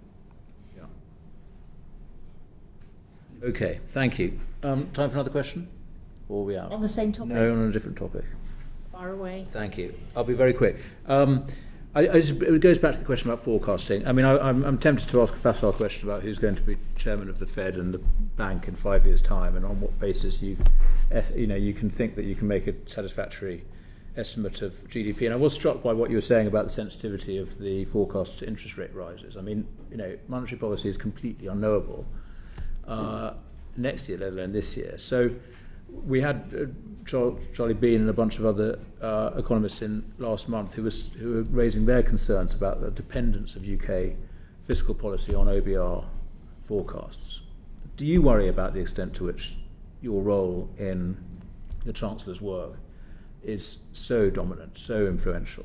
I mean, you were explaining earlier that the bank has been getting predictions more right than you in some respects. We've talked about migration, and you've underestimated that. You've complained about the government's own spending plans being very opaque. There are so many unknowables. Even if the government were being far more upfront about how it was going to organise spending, do you sometimes lie awake at night thinking that you have too much power and not enough knowledge? My colleagues should definitely offer their reflections as people who also have to make these judgments. Our only power is to produce a forecast. Yeah. And we produce a forecast because the Chancellor has a fiscal target which falls due in 5 years' time, and you need some basis to judge whether government policy is on track to deliver that. The Chancellor's in charge of £1 trillion worth of revenue and £1 trillion worth of spending. He decides what he wants to do with that. You think he puts too much weight on your forecasts? I think what puts weight on our forecasts is the fact that Chancellors leave themselves very little margin for manoeuvre against their own fiscal targets they set for themselves. And so that just means that whether they're meeting them or missing them becomes very sensitive to everything in that forecast, because they leave themselves tiny margins for manoeuvre against the targets they set for themselves. Right. That's what makes their decisions sensitive to our forecasts. It's because they set themselves their own fiscal objectives and leave themselves very little margin for manoeuvre relative to huge risks around anybody's forecast, not just ours, but anyone else's. I think one thing which we try and draw attention to as much as we can, including in the context of this committee, is the uncertainty around our forecasts. We always do lots of scenarios around the key judgments in there, around interest rates, around migration, around anything which we think is a key source of uncertainty around the outlook. We also produce a whole report on fiscal risks and sustainability once a year, which tries to draw attention to all the things which are not in our central forecast but ought to be the focus of policymakers. And we rely on your committee to draw attention to those factors as well. Thank you. Anne-Marie. Thank you, Chair. Can we move to property taxes? It was your view that the cut to the top rate of CGT would lead to a permanent increase in people selling properties. Do you think you could explain why? Because there's kind of part one in a way as though why will actually just that cut in the top rate make an impact now, but why will it then become permanent? I can start on this one. David may want to add, but so yeah, you're right. The cut in the top rate CGT on property we assume has both a sort of short-term and a medium-term impact on transactions. So we assume that it is likely to bring forward some property sales on the basis that some owners may have been holding on to their property because of the tax cost of selling, and the reduction in the CGT rate will incentivise them to sell those properties. So in our forecast, you essentially have a increase in transactions kind of in the short term over the next couple of years.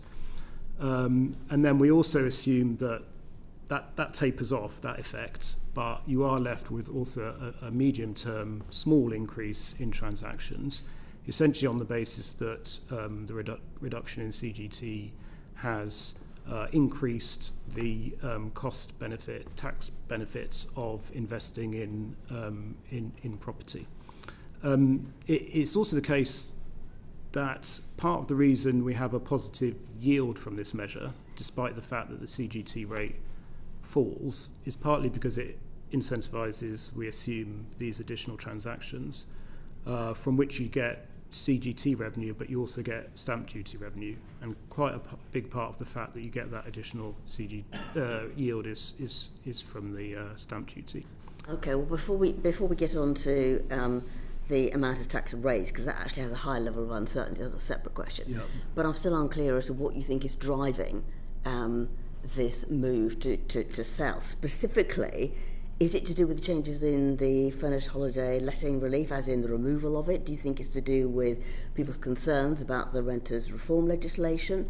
Is it to do with the multiple dwellings relief, which has gone? What is it specifically that now is making people think? Because I suspect it's not just going to be driven by this relatively small change in tax rate.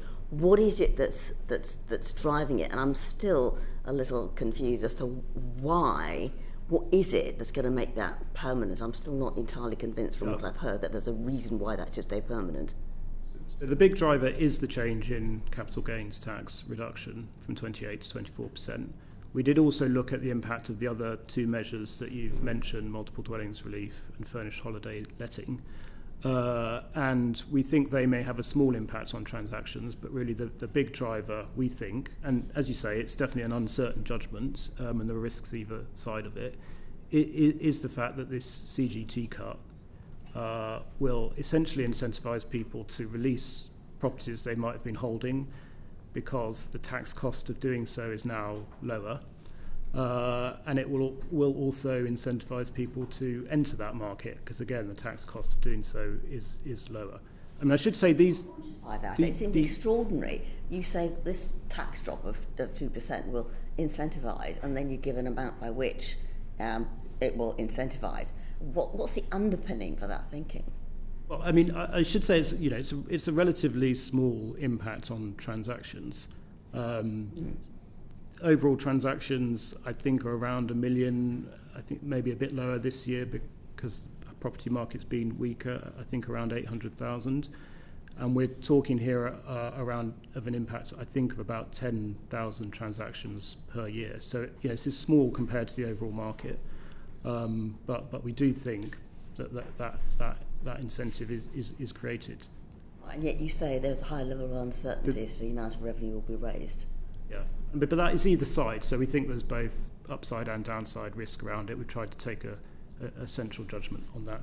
I don't know if David wanted to add anything on the property market. Well, I mean, just the point about the cost of the tax bill you pay when you get out. If you bought some buy-to-let properties and you bought them quite a long time ago, and you might be sitting on a few £100,000 of capital gains, and when that rate comes down, I mean, if you had £250,000 of capital gains, your capital gains tax bill is going to be £10,000 less than it would have been, and we think that in a way that's quite difficult to be confident about. That tips some people over into thinking, actually, I've been looking to get out of buy-to-let, I'll do it now. I mean, I'm £10,000 better off than I would have been, the week before, the day before the budget. When you looked at the furnished holiday let removal, how did you look at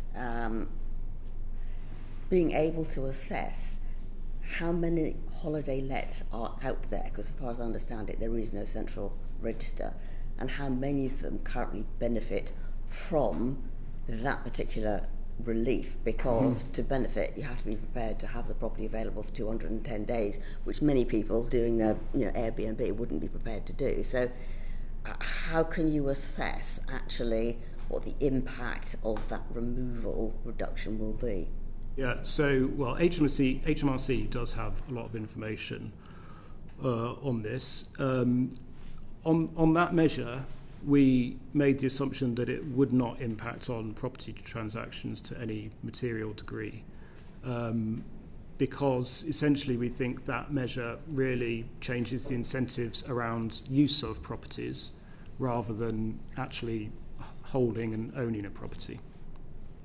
Okay. When the original furnished holiday let relief was introduced, in part it was to try to stop the debate as to whether or not somebody was doing this as a trade or not.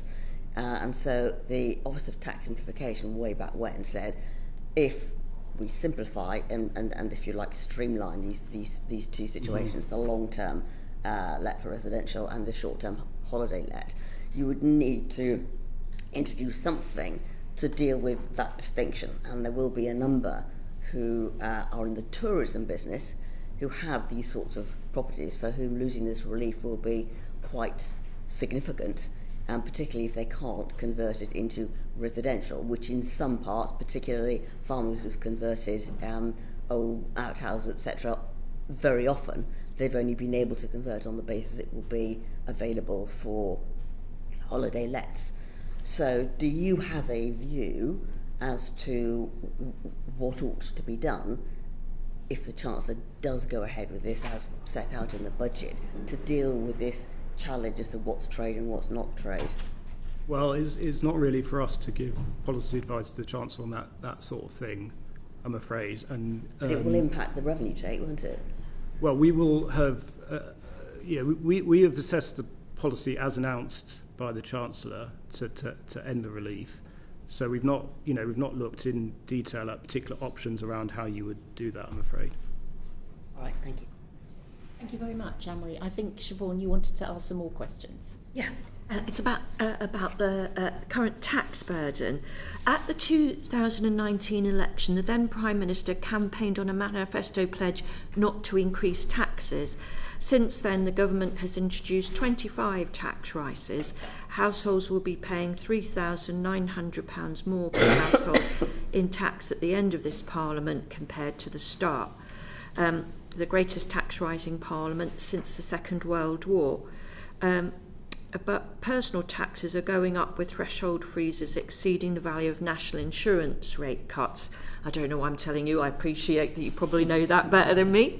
41 billion versus 21 billion. Do you think the Chancellor might be incorrect when he describes this as a tax-cutting budget? Well, so it is the case that at this budget, the Chancellor's measures reduce tax, and that is also the case at the previous event in November, both quite significant tax cuts. But stepping back, looking at the tax to GDP ratio more broadly, it is set to rise in our forecast. So we estimate, compared to pre-COVID, that the tax to GDP ratio will rise by about 4% of GDP by 28-29. Much of that has already happened, actually, so around a 3 percentage point increase from pre-COVID to this year.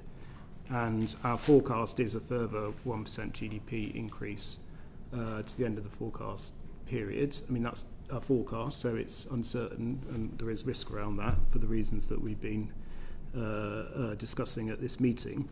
And I think also, David's point is important here, is that increase in the tax to GDP ratio is what is required alongside the government's plans for spending to ensure that debt is stable and just falling at the end of the forecast, and therefore meets the government's fiscal rules and puts the public finances, I think, on what you would see as the sort of minimum required to ensure fiscal sustainability. But we are seeing people entering the higher rate of tax for whom it was never intended, police officers, teachers, senior nurses, who are, in spite of the national insurance cut, are going to see their tax take increase.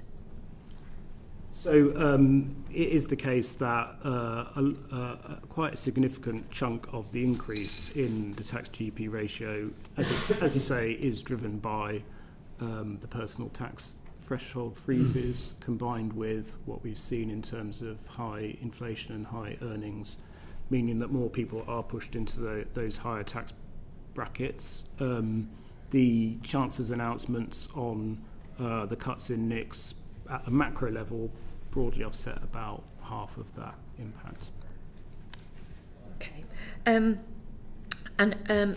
in order to pay for the Chancellor's changes to national insurance, the government, I understand, will have to cut day-to-day spending by about 13% to 19 billion.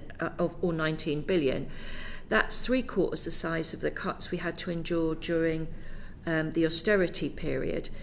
Do we know how those cuts are going to be delivered when public services are already finding things very difficult? I mean, the wait times in our courts, or the precarious financial situations of lots of local authorities.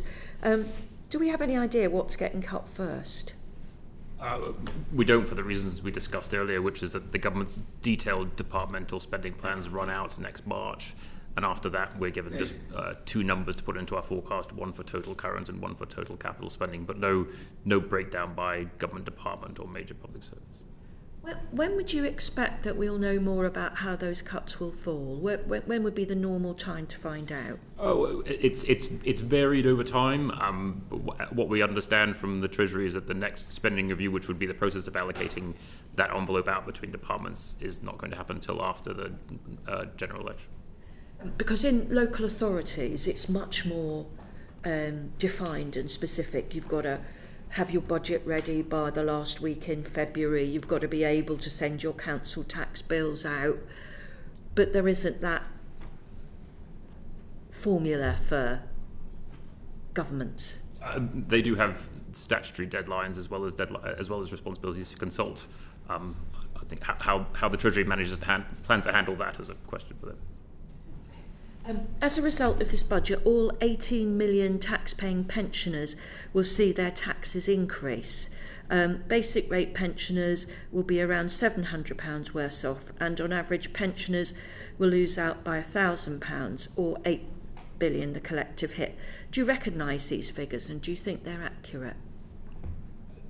They paint a partial picture, I would say, of what the sum total of fiscal policy means for pensioners, because I think it is important to also bear in mind that pensioners have had a triple locked state pension, which has meant that they have had full inflation protection on their state pension throughout the big rise in inflation that you saw over the past few years when people of working age and working and earning income from salary were seeing their real earnings eroded. So I think it's important to not just look at the specific measures announced in this budget about taxation without also taking into account the relative protection they've had from the big rise in inflation via the triple law.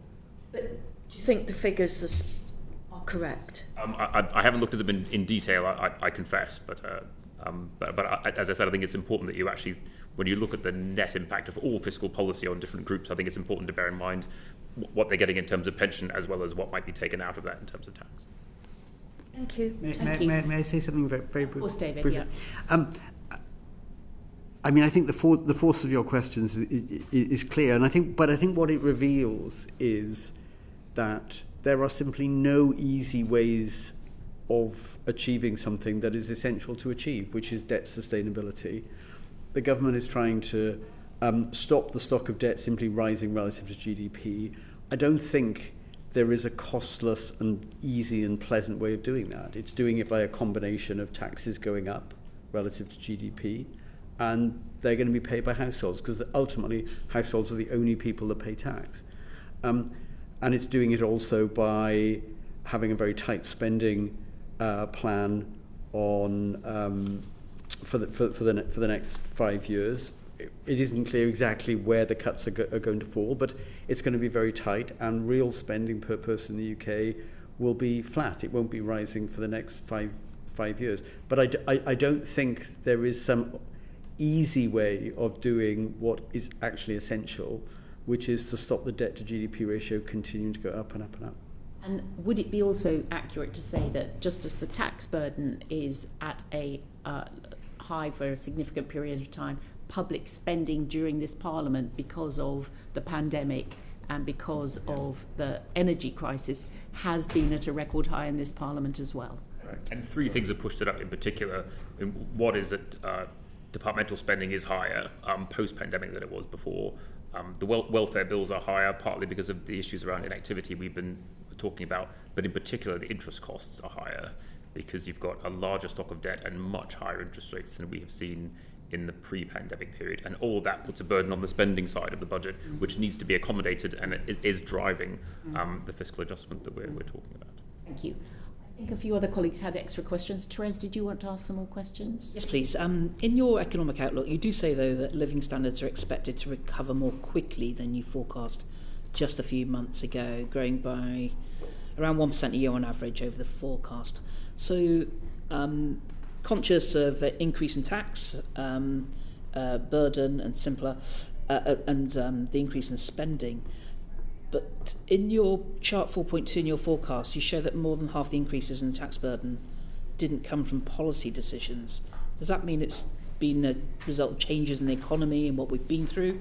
rather than perhaps being an active choice of government. Yeah, that is right. So a lot of that reflects essentially a more tax-rich economy coming out of COVID and in the post-COVID period.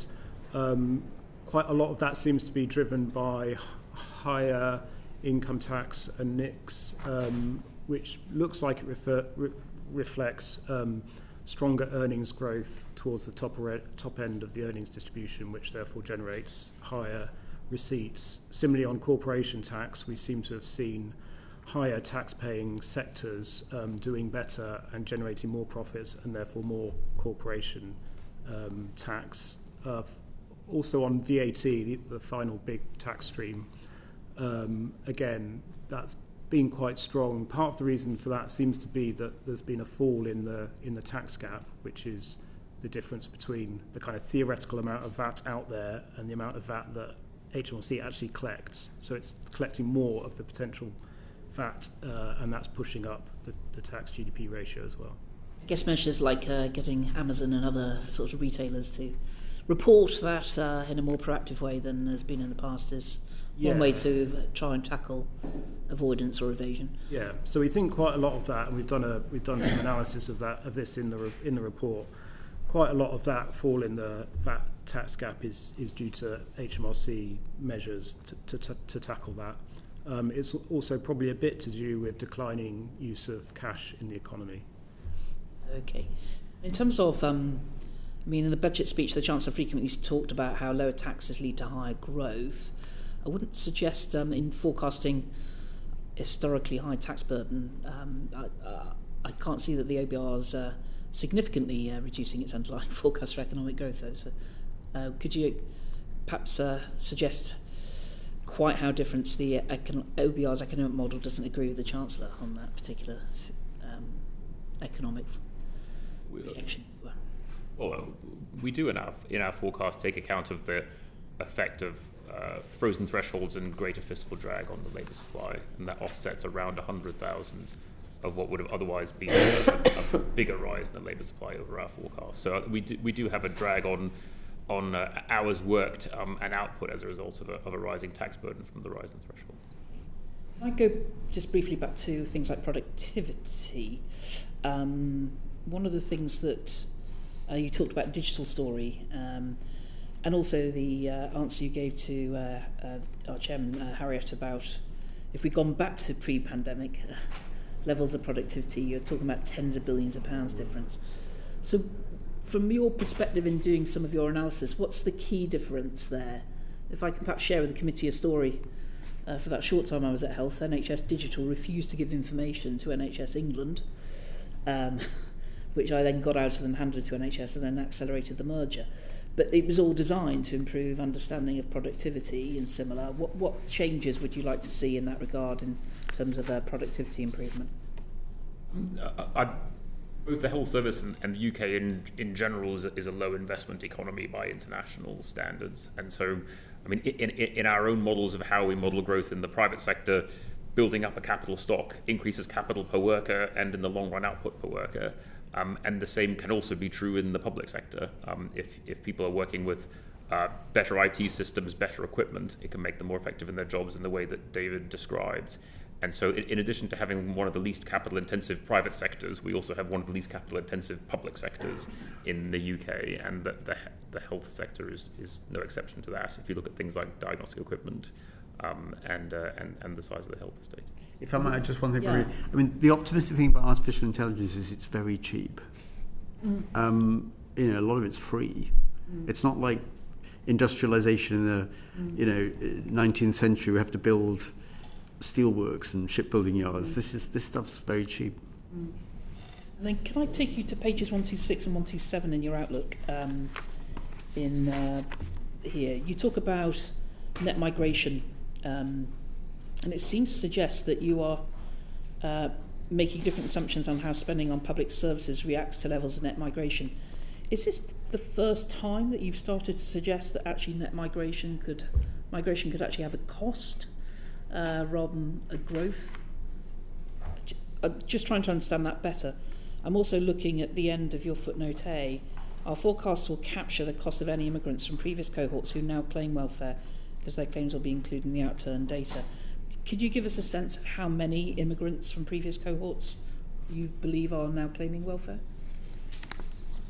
And if you haven't got it today, it'd be helpful to share with you. I don't think I could give you a number today, but that's something we could maybe come back to you on. I mean, essentially the point here is that in our forecast, we assume that new migrants will not add to welfare because they are generally not allowed to claim welfare. Got a 5-year. But there will be a stock of migrants who've been here for longer than 5 years. A proportion of them may have started to claim, and therefore they will be in DWP's kind of caseload. And it is that we start the forecast from that caseload and grow it from there, so they will be in the baseline. But we could maybe come back to you on the numbers. Yeah, I think that'd be really helpful. Thank you. Is that all? Do any of my other colleagues wish to ask any further questions? I have a couple of final ones just to wrap up on. Richard, you said how incredibly important the scrutiny from this committee of your forecasts is. We have had a very wide-ranging discussion today, but is there any particular topic we should have been drilling down into more? I think one thing we'd really encourage you to do, because we've talked so much about uncertainty and risk, as well as all the points that David was making about long-term sustainability being one of the biggest issues that will confront any government when making fiscal policy.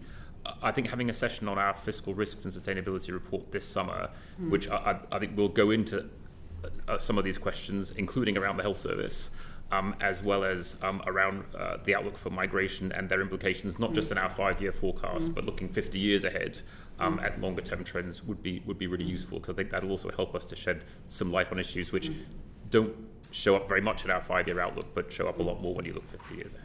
Thank you, that is noted, because you had to do a forecast for a November fiscal event, then very little time before you had to do a forecast for a March the 6th fiscal event.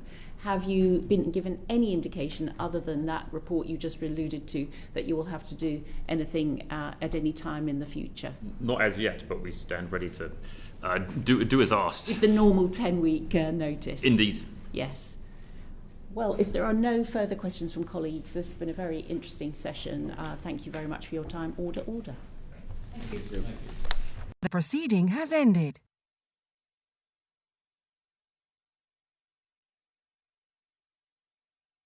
The proceeding has ended.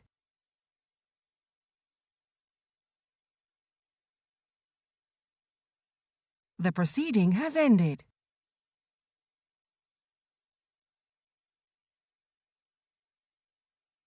The proceeding has ended.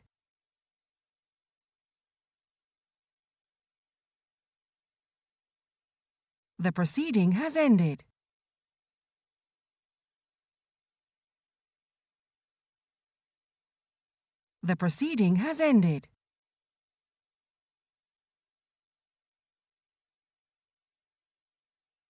The proceeding has ended.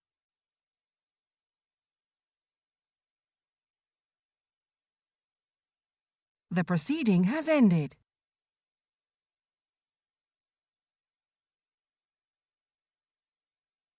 The proceeding has ended.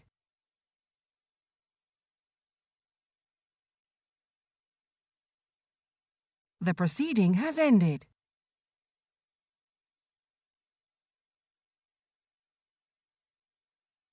The proceeding has ended.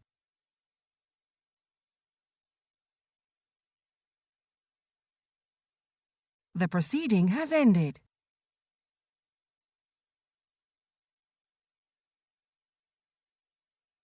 The proceeding has ended.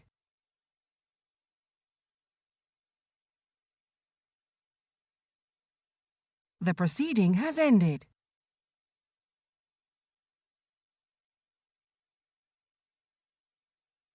The proceeding has ended.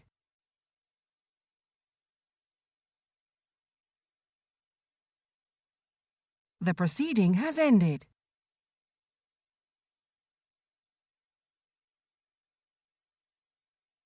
The proceeding has ended.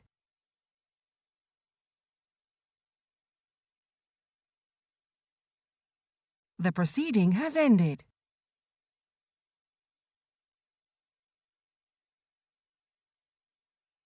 The proceeding has ended.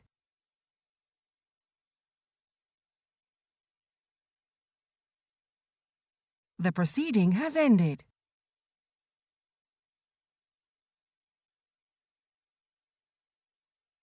The proceeding has ended.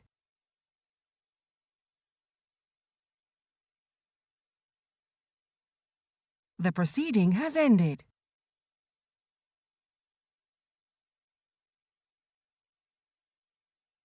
The proceeding has ended.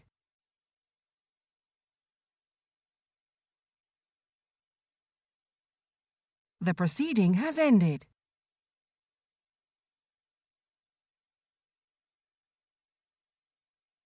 The proceeding has ended.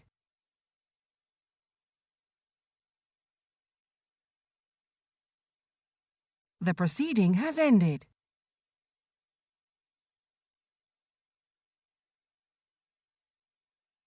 The proceeding has ended.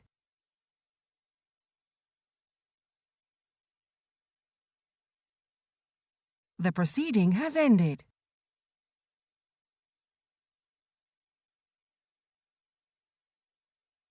The proceeding has ended.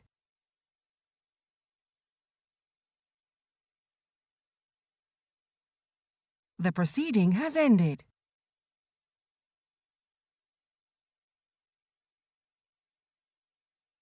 The proceeding has ended.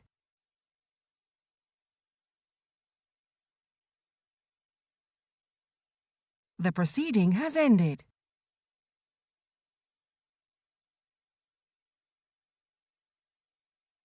The proceeding has ended.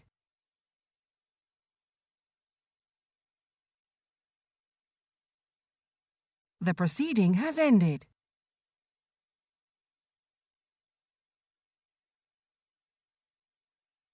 The proceeding has ended.